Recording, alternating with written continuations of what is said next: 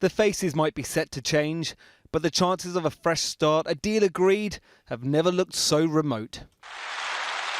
This evening, MEPs voted to give the EU's top job to a candidate chosen by EU leaders. Votes in favour, 383. German Defence Minister Ursula von der Leyen elected President of the EU Commission in a secret ballot. Earlier in the day, she set out her pitch, European strength in unity. If we are united on the inside, nobody will divide us from the outside. And where there's division, Brexit, she's not ruling out further delays. I stand ready for further extension of the withdrawal date, should more time be required for a good reason. An offer unpopular with the European Parliament's largest single party, the Brexit Party.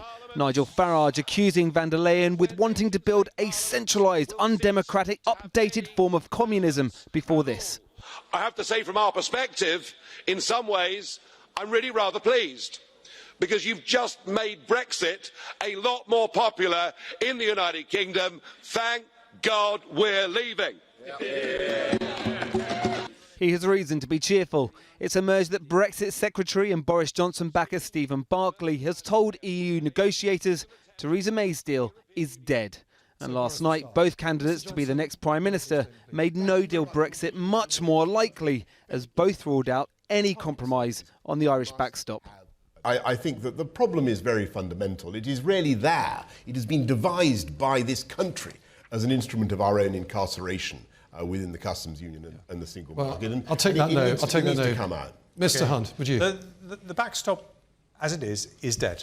And so I agree with Boris. I don't think tweaking it with a time limit will do the trick. As implications of those statements became apparent, this morning the pound plunged briefly to a 27-month low against the dollar. Fearing the long-term economic implications of no-deal Brexit, the former Attorney-General vowed today to use every and any trick in the parliamentary book to block it. How far are you willing to go to prevent no deal? Well, I'm absolutely clear about this. If a Prime Minister tries to take us out on no deal, I will vote against that government on the no confidence motion, and I'm not the only one. So you're preparing to bring down the government? Yes. It's an outrageous suggestion, and the damage that it will do to the country is so extreme that country has to come before party. While the politicians have shifted their rhetoric to the extremes, those that watch them think there is still a small hope of a compromise. Behind all the rhetoric, behind both sides saying we're not shifting an inch, is there going to be a pathway found towards a deal, or are we going to find positions hardening away from it? What do you think is most likely? I think there'll be real attempts made to find that position which can be a deal. I don't think a new Prime Minister wants to have their entire Prime Ministership dominated by parliamentary stalemate, no deal, and what happens and whether the supermarkets will have full shelves or not. I think a new Prime Minister wants to set out their own legislative agenda. Tonight we learned who's been elected to the top job in the EU. Next week we'll discover who will lead the UK. And in just a couple of months, we'll find out what any of that means for the people they represent. Well, joining me now from Strasbourg is Mairead McGuinness, the Irish MEP from the governing Fine Gael party and Vice President of the European Parliament. Her constituency lies on the southern side of the Irish border. How do you see what Boris Johnson and Jeremy Hunt said last night, that the backstop has to be junked? I mean, their whole strategy is, it seems, that you have to really believe that they mean it on no deal. And then you will blink. Are you blinking? Well, I suppose I'm not blinking now, and I certainly won't by the end of this interview. We've just elected the new president of the European Commission, and her words ring in my ears. She's very committed to the withdrawal agreement as negotiated with Prime Minister Theresa May. And she was very specific on the backstop. She believes it is a precious part of the withdrawal agreement as our citizens' rights. So I think we have great clarity from the European Union. I'm reluctant to comment on what's happening in the United Kingdom, because clearly there is an election in train, and, you know, many things are said, perhaps not so much in the heat of the moment, but maybe there is an attempt to outbid one another. But when, you know, the things rattle home, when people realise the consequences, perhaps, of what is being said for the people of Northern Ireland, for the people of the United Kingdom around a no deal, you know, then there might be second thoughts to what is best for everybody. And I think everybody wants an orderly Brexit. We rather perhaps don't want any, but we know it's happening because you voted to leave, and we're respecting that. We've negotiated the withdrawal agreement, and we believe it provides the clear path for an orderly Brexit, taking into account the many different issues that have to be addressed.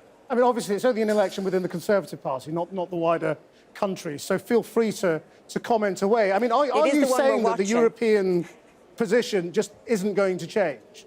That this Commission President continues the position of Juncker and it all just ploughs on? But it's much bigger than that, with respect. It is that the leaders of the 27 member states have been absolutely united around the issues that we had to negotiate in the withdrawal agreement, and then the details we agreed with the British Prime Minister. So you are talking about the weight of all of the leaders, the 27 leaders behind this withdrawal agreement. And while we watch the leadership race in the United Kingdom, that is not for us to get involved in. We will have to deal with whomsoever is elected. And indeed, whoever is the leader of the Tory party and then Prime Minister will also have to deal with the realities of what they face. And sometimes after an election, there is pause for thought.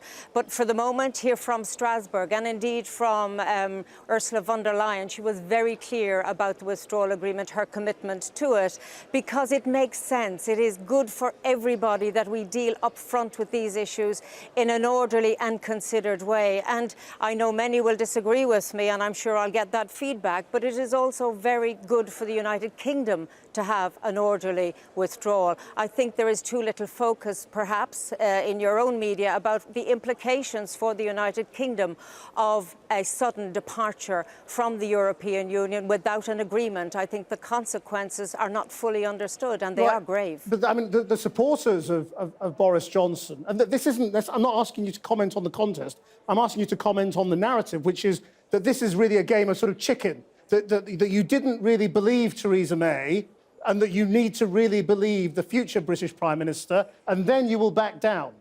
Are they deluded? Well, can I just say this is not a game. This is real life, and what's happening will impact on the lives of people I represent, and indeed that the leaders in the United Kingdom represent. And we have a duty to be careful with our words and our actions. And anything I have done is trying to get support for an orderly withdrawal, on the understanding from both sides that this is the best way forward. Because the idea of a sudden departure, if you like, a slamming of the door, what does that mean? It would literally mean that within days, those issues remain on the table to be resolved. The citizens' rights, the issue of Northern Ireland. The problems don't go away by slamming the door and a harsh Brexit. In fact, in my view, they multiply. And I think we should be very aware of that the breakdown perhaps in diplomacy that it would represent for a country, the United Kingdom, that we are holding dearly as a friend and neighbour. We don't want to see that happen. And I believe in the heart of hearts of the United Kingdom, you don't want to see that either. But I do stress that if anyone thinks this is a game or a game of chicken, you're debasing politics, you're debasing the issues that are of fundamental importance to the people of Northern Ireland, of Ireland, and to the European Union, 28 as it is today. And I think that is something to be very wary of. Mairead McGuinness, thank you very much.